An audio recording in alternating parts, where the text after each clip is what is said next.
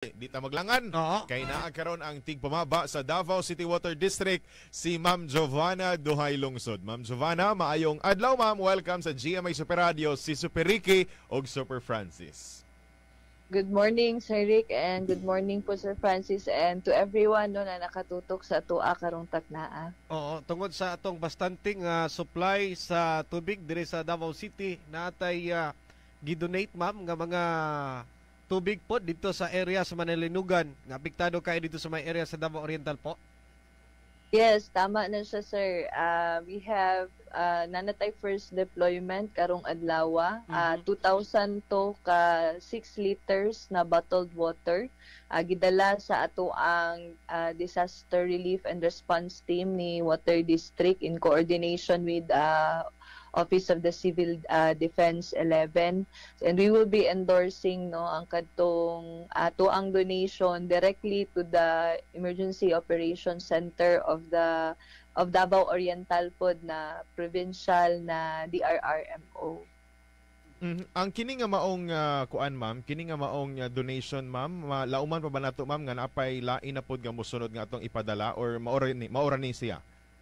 Yes, actually naatay ubay-ubay pa nagiandam na another round for donation. We're targeting unta na makapadala ta og in total around 5,000. Aron lang po maka-augment yun sa katong pangahinanglan na drinking water supply. Although this is not enough, but hopefully dako na unta ni nga tabang para sa mga naapektuhan sa linog. Oo. About kuan ma'am, tanker na kay usas mga problema dito gawa sa kaning mainom nga tubig ang ilang gamit nga paglungag, pagluto ug kaning ilang paggaligo pod panginahanglanon. Wa tay plano nga magpadala pod og ever tanker dito sa area.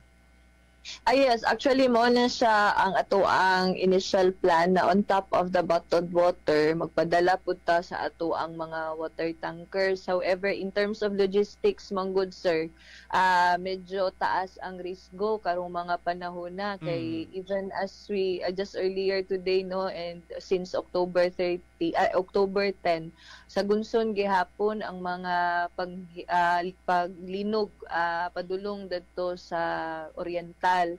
So kung ato ang dalhon ang tanker, medyo delikado pud baya ang dalan, medyo bugat pud ang load kung naanatay dala na tubig ikan dari sa Davao. Medyo dili na to pwede i-risk ang ato ang fleet, including ato ang mga personnel. So instead of the water tankers, katong ato ang bottled water na lang para mas fast food ang distribution. Ma'am Giovanna, diri ma'am sa Davao City, mangumusta mi ma'am? Kumusta sa ang inyuhang mga infrastructure ma'am? Human ang pagtayog? Okay, sa Tagum City ma'am, naay mga pipeline dito na daot medyo kuan ilang supply sa tubig din sa to so far. Kumusta? Yes, in terms of infrastructure, part yun na sa ato ang SOP to conduct structural integrity inspection of all of our water infra, including ang ato ang offices, considering na daghan pod sa ato mga customers ang nagatransact diri to ensure ang safety sa tanan and the continuous na paghatag nato og serbisyo. So far ang ato ang gi-prioritize pagka human gyud sa maong linog and over the weekend ang katong mga dagko nato na mga pipelines and mga dagko nato na mga storage facilities and all of the production wells na atong ang gina-operate. And so far kaluy-an pud tang walay nakita nga mga dagko na damage that may result to possible risk sa ato ang operation. Although natay mga nakita na ginagmay na mga for rehabilitation, dili gyud sa ingon na kanang maka-impede sa ato ang operation. But ang isa sa ato ang mga namatikdan mang good sir, after the linog, medyo ubay-ubay ang mga leak reports na ato ang nadawat. But these are more on mga gagmay na mga service lines. Pero kaning ato ang mga dagko na transmission and distribution line, labaw na tong ato ang mga pipe bridge crossing. So far wala tay nakita no na kanang dako nga damage that may kanang pose possible risk sa ato ang operation. Alright. Ma'am, na pala Super Francis, pahabol lang nako. Ma'am, naay kuan ma'am, naatay scheduled nga mga water interruption karong Friday o napapatay lauman ani ma'am og pwede na tayo ni kuan ng gamay, ma-expound gamay. Yes, in terms of mga water service interruption, that is normal no sa ato ang operation kasi in terms of kaning scheduled nato na mga activities, part gyud ni no sa kaning ato ang mga efforts karon. Number one, to expand our water service. So naatay mga pipes na ready na gipang-lay, na ready na nato i-operate para mas ma-extend na nato atong water service. So we need to tap these no sa ato ang kaning main network mo nang natay scheduled interruption. Naapoy kaning scheduled interruption na to karon umabutay dari sa affecting in the entire Tugbok water main system and subsystem A. Part pud ni sa ato ang preventive maintenance para ma-ensure nato ang kaning efficient operation sa ato ang system. And kani pong umaabutay na interruption affecting Agdao and Samlanang and sa areas October 17 and 18, part ni sa kaning ato ang gibuhat na mga realignment sa ato ang main line para dili siya makadilatar no sa trabaho sa kaning Samal Island Davao City Connector na project. So pila ni ka mga activities atong gibuhat. Ikaduha nino nga ready na for tapping tong ato ang gi-realign na pipeline mo tong naatay interruption karong umaabot na October 17 and 18 pertaining to this work. Ayun. Thank you, ma'am. Salamat kayo. God bless. Thank you po, sir, and stay safe po. Super Radio One-on-One Interview Sa kapawan, anong say mo? Singom tubig. Kini, di ta maglangan. Oo. Kay naagkaroon ang tigpamaba sa Davao City Water District si Ma'am Giovanna Duhay Lungsod. Ma'am Giovanna, maayong adlaw ma'am. Welcome sa GMA Super Radio, si Super Ricky og Super Francis. Good morning, Sir Rick, and good morning po, Sir Francis, and to everyone no, na nakatutok sa tuwa karong taknaa. Oo, tungod sa atong bastanting supply sa tubig diri sa Davao City, natay gidonate ma'am nga mga tubig po dito sa area sa Manilinugan. Nga apektado kayo dito sa may area sa Davao Oriental po? Yes, tama na siya, sir. We have nanatay first deployment karong adlaw. 2,000 to ka 6 liters na bottled water.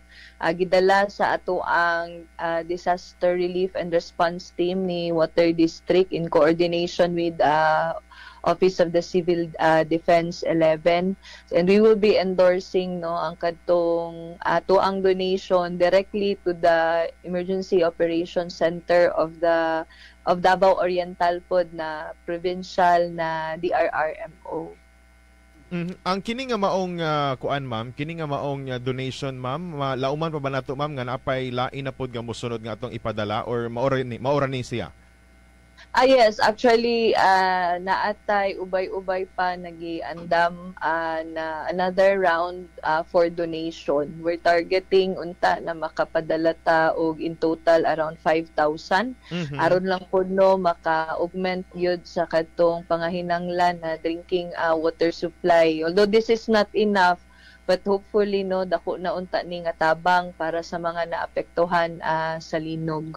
Oo. About kuan ma'am, tangker na kay usas mga problema dito gawa sa kaning mainom nga tubig ang ilang gamit no nga paglungag, pagluto o kaning ilang paggaligo pod no panginanglanon. Wa tay plano nga magpadala pod og ever tanker dito sa area. Yes, actually mo na siya ang ato ang initial plan na on top of the bottled water, magpadala pud ta sa ato ang mga water tankers. However, in terms of logistics, mga good sir, medyo taas ang risgo karong mga panahon na kay even as we just earlier today no and since October 10 sa Gunson gihapon ang mga paglinog padulong didto sa Oriental. So kung ato ang dalhon ang tanker medyo delikado pud baya ang dalan nga medyo bugat pud ang load no kung naa natay dala na tubig gikan diri sa Davao medyo dili na to pwede i-risk ang ato ang fleet including ato ang mga personnel. So instead of the water tankers katong ato ang bottled water na lang para mas fast food ang distribution. Ma'am Giovanna, diri ma'am sa Davao City, mangumusta mi ma'am? Kumusta sa ang inyong mga infrastructure ma'am? Human ang pagtayog? Okay, sa Tagum City ma'am, naay mga pipeline dito na daot no. Medyo kuan ilang supply sa tubig din sa to so far. Kumusta? Yes, in terms of infrastructure, part yun na sa ato ang SOP to conduct structural integrity inspection of all of our water infra, including ang ato ang offices, considering na daghan pod no sa ato mga customers ang nagatransact diri to ensure ang safety sa tanan and the continuous na paghatag nato og serbisyo.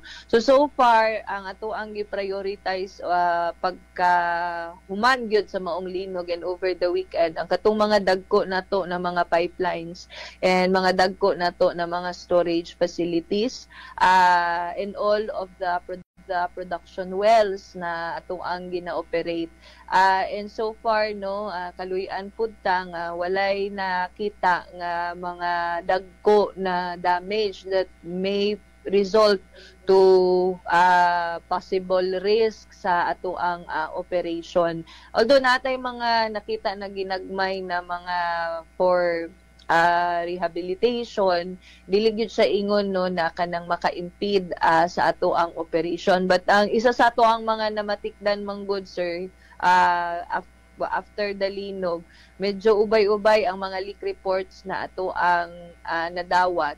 But these are more on mga gagmay na mga service lines. Pero kaning ato ang mga dagko na transmission and distribution line, labaw na tong ato ang mga pipe bridge crossing.